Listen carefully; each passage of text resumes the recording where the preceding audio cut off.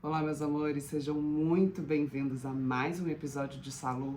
Estamos aqui no nosso 7º episódio.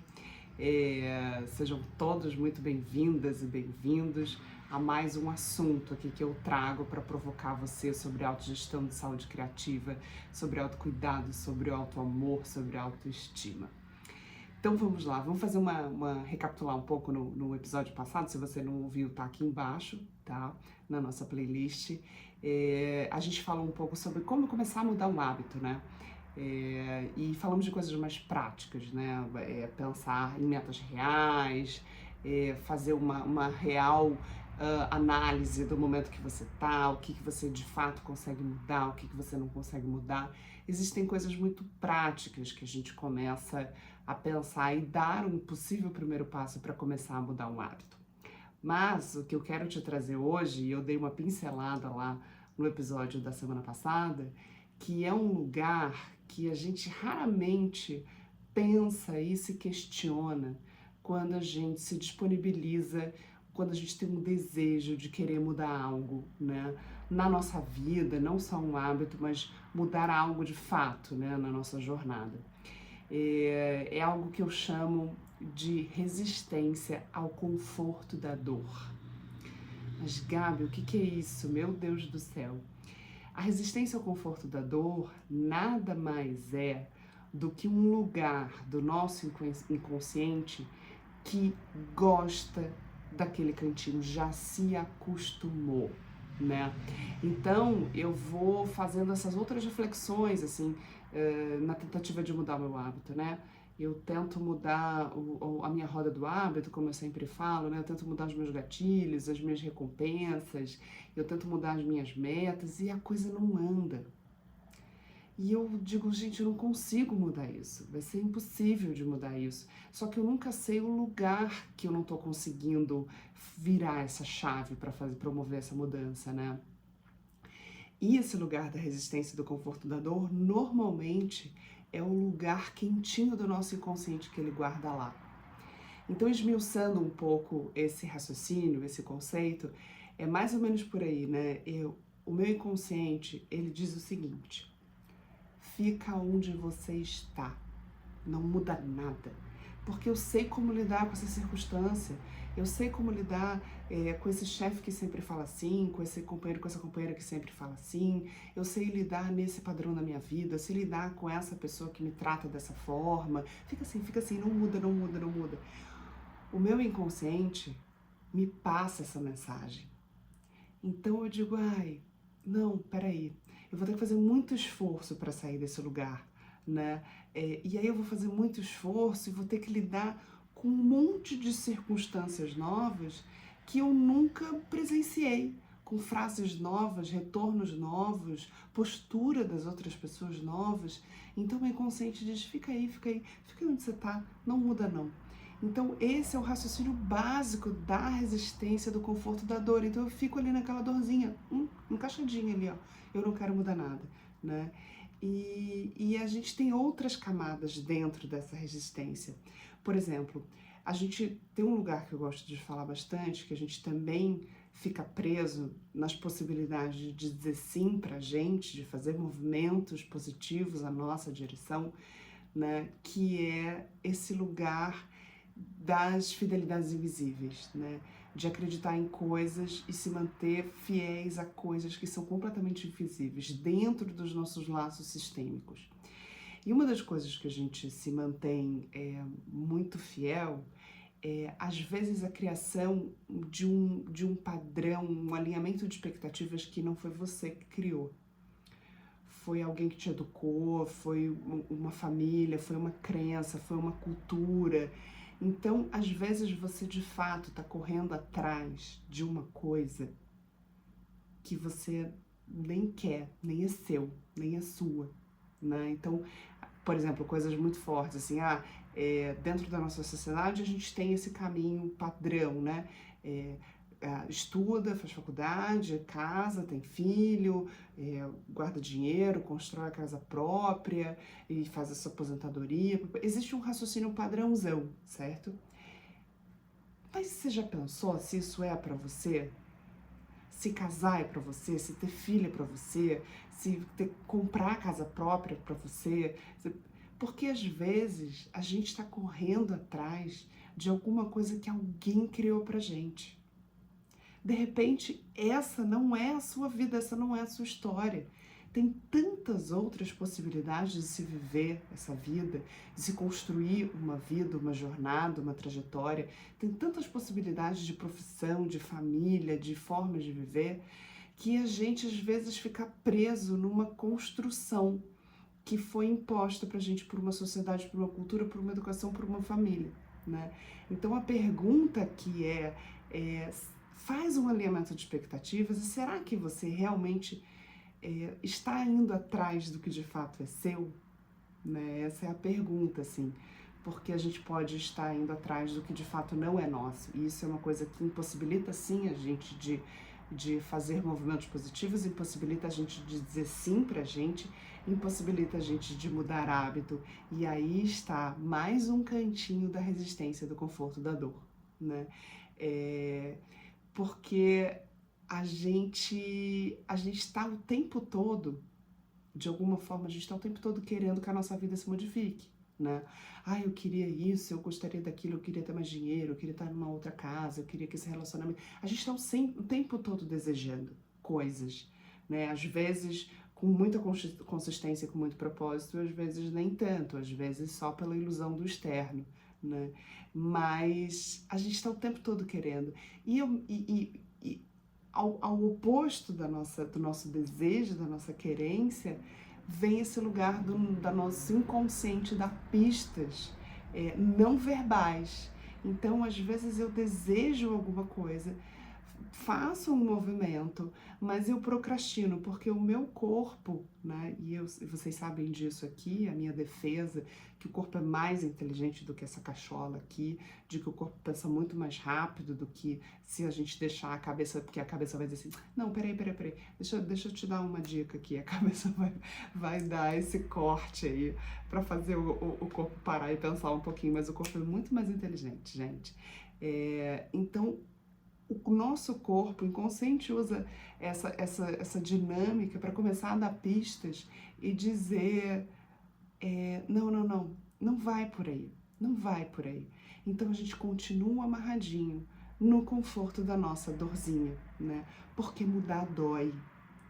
E mudar dói na gente, e muitas vezes mudar dói em quem está ao nosso redor, porque as pessoas não vão se acostumando de forma tão rápida, e nem a gente, com a nossa transformação, né? É porque ela é dolorida, ela é um processo, e ela não é linear, né? Ela é circular, ela é espiralada. A gente se reencontra em outros momentos daquele processo de transformação. E quem está do nosso lado nem sempre precisa e consegue acompanhar, né? Consegue ter o acolhimento, consegue ter o olhar de que você está fazendo um movimento em direção a você, né? Porque a gente também tem aqui o nosso ego, o outro também tem o ego do outro, então esse movimento de transformação, ele dói, ele é difícil. Por isso que o nosso grande cabeção, o nosso grande inconsciente diz, fica onde você está, não muda não. Não muda, não. E é extremamente importante tomar consciência disso para a gente começar a transformar essa barreira, né? A mudança, de fato, na sua amplitude, ela começa, né? Ela é um passo a passo, ela é uma jornada. Mas ela, de fato, começa quando a gente começa a mudar o nosso agir. Você começa já a agir diferente. Quando esse agir diferente, ele começa a transpassar o seu pensar. Quando ele transpassa o seu pensar diferente, você já se ouve falando coisas diferentes. E aí você já começa a olhar para as coisas, ou seja, um processo de transmutação da sua fala, da sua ação e do seu pensar de forma diferente. E você começa a acreditar em outras coisas que você nunca imaginou que seriam possíveis. Né? Então a gente passa por essas camadas no processo de transformação, agir, pensar, falar, julgar e acreditar, né? E para a gente começar essa jornada, Não dá para pensar que eu preciso começar a fazer tudo logo de uma vez, é muita coisa. Para eu começar a dar esse primeiro passo, é extremamente importante começar a fazer um movimento, para que você seja generoso, generosa com você. Escolhe uma coisa, um movimento, porque a hora que eu começo a entrar na espiral, com um movimento só, as outras coisas, elas vão vir na cascata da sua espiral, elas vão se transformar. Por isso que é tão importante esse movimento de saída da inércia, né? Se a gente voltar para a nossa aula de física lá na escola, a gente lembra que o quanto é difícil sair da inércia, e é exatamente isso. Então a gente precisa entender que a gente precisa, basta começar. Escolhe um movimento, e às vezes não é um movimento tão grande para você, né? Que talvez seja para você, eu vou fazer terapia. Às vezes é um outro movimento. É um movimento de começar a fazer uma atividade física, é um movimento de começar a meditar de manhã, é um movimento de começar a tomar mais água. Então, esses pequenos movimentos de autocuidado, de começar a olhar para mim, de começar a fazer um processo de reflexão, eles começam a te colocar nessa espiral da transformação, da autotransformação. Isso é extremamente poderoso, né? E essas outras áreas das transformações, elas vão vindo, elas vão começando a se reorganizar, né? E aí, dentro desse processo da resistência, do conforto, da dor, eu começo a fazer um mergulho e olhar e dizer, olha, como eu fico confortável nessa relação que me machuca, me coloca para trás, que eu não consigo dar um passo à frente, que eu não sou próspera, que eu não sou abundante. Eu começo a ter a consciência. A partir do momento que eu começo a ter a consciência, o meu corpo começa a dar umas coceirinhas de querer mudar. E aí eu começo a pensar na possibilidade de. E aí eu começo num processo de trazer responsabilidade para o que eu estou sentindo e responsabilidade para os meus próximos passos. Esse é o trabalho da autorresponsabilidade, né? Dentro da nossa jornada de autoconhecimento. Porque uma das coisas que a gente faz nessa roda, nesse sistema da resistência, do conforto e da dor, um dos padrões desse lugar é o padrão do vitimismo nosso.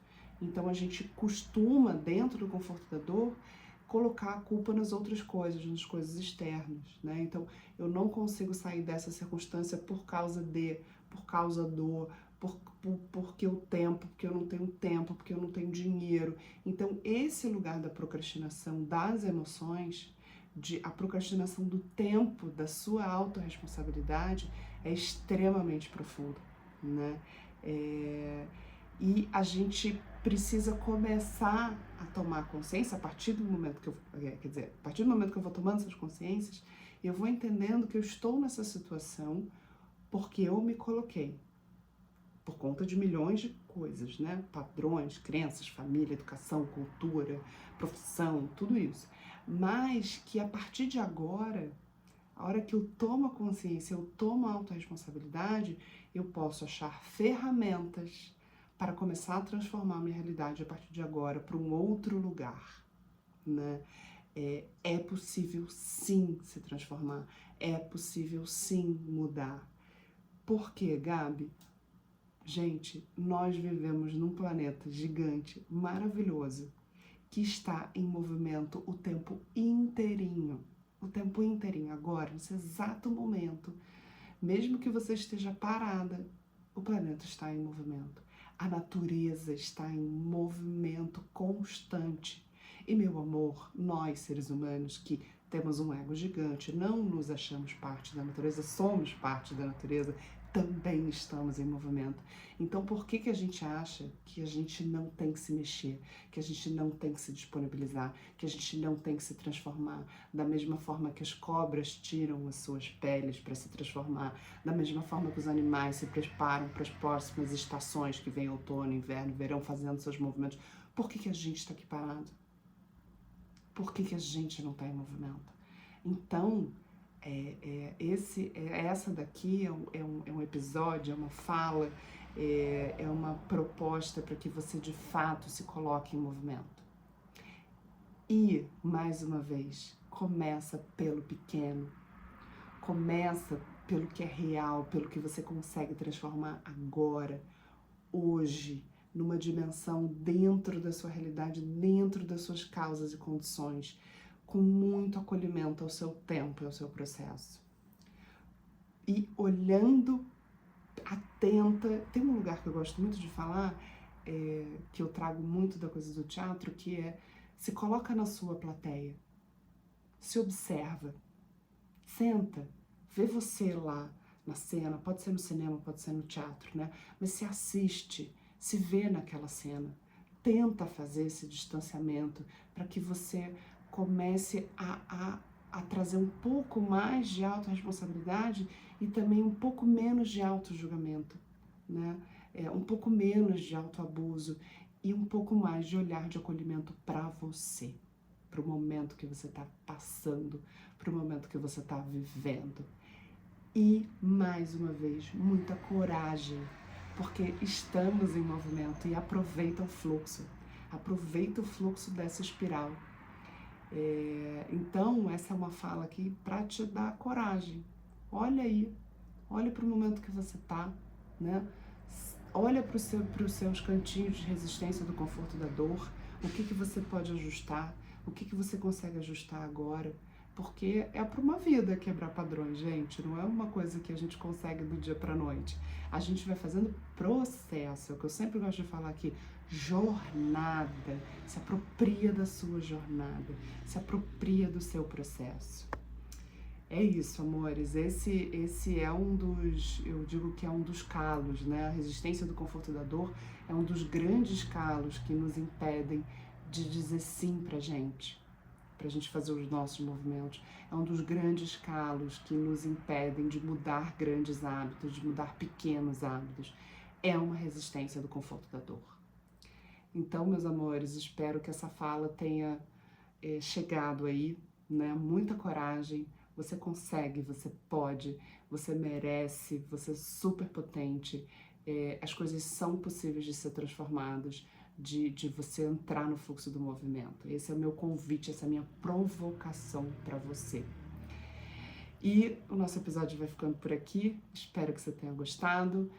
Curte nas redes sociais, comenta, compartilha, manda para as outras pessoas, porque, como eu sempre falo aqui, para furar essa grande bolha no início desse trabalho digital, é um grande movimento para entrar nessa espiral.